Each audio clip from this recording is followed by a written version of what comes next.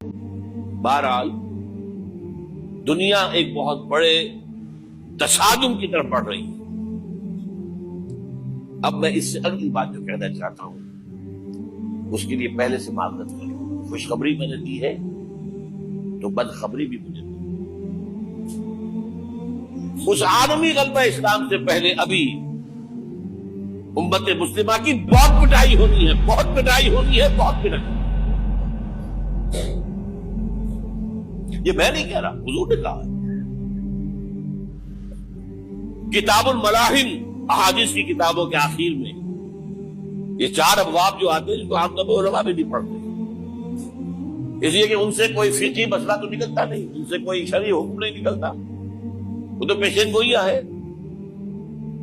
کتاب الفتن کیسے کیسے فتنے اٹھیں گے، کتاب الملاحم کیسی کیسی جنگیں ہوں گی، کتاب اشراط الساعہ قیامت کی علامات کیا ہوگی، کتاب و علامات کی قیامت یہ کیا ہوں گے، ان ابواب کو پڑھیے تو آپ کو معلوم ہوگا اس دور کے آنے سے پہلے ابھی امت مسلمہ پر اللہ کے عذاب کے بہت سخت کوڑے پڑ معافی چاہتا ہوں۔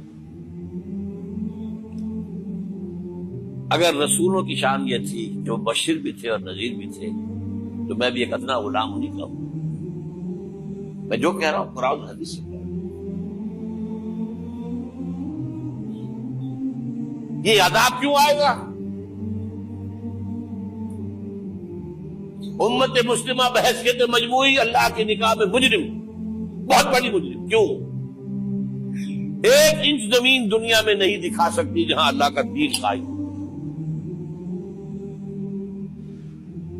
یہ مذہب ہے، مسجدیں ہیں، حج ہے اور عمرے ہیں، یہ مذہب ہے۔ دین کہاں ہے؟ اللہ کا نظام کہاں ہے؟ دین حق کہاں ہے؟ وہ نظام عدل کہاں ہے؟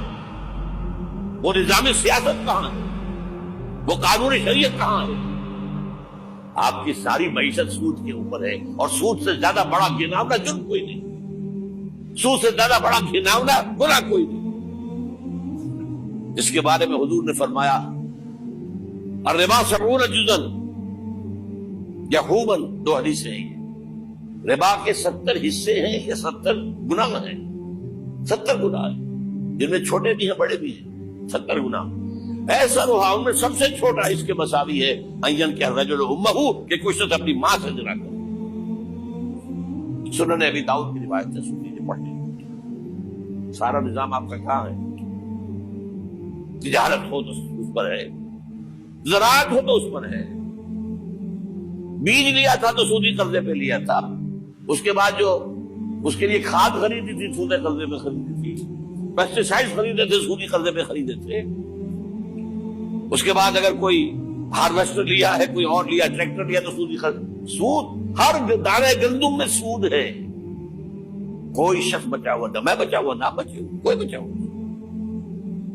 سارا کاروبار، ساری صنعت و حرفت، ساری حکومت، پوری حکومت، پوری قوم سود کے اندر جکڑی، ایک ایک شخص۔ کہاں ہے اسلام؟ آپ میری بات سمجھ لیجئے، اسلام کے 2 حصے کر لیجئے، اسلام بطور مذہب، اسلام بطور دین۔ اور یہ تو آپ قرآن پڑھتے ہیں، پورے قرآن میں مذہب کا لفظ تو آیا ہی نہیں ہے۔ حدیث کے ذخیرے میں بھی میری امکان، میری معلومات کے تک کہیں نہیں۔ یہ مذہب تو ہمارے یہاں استعمال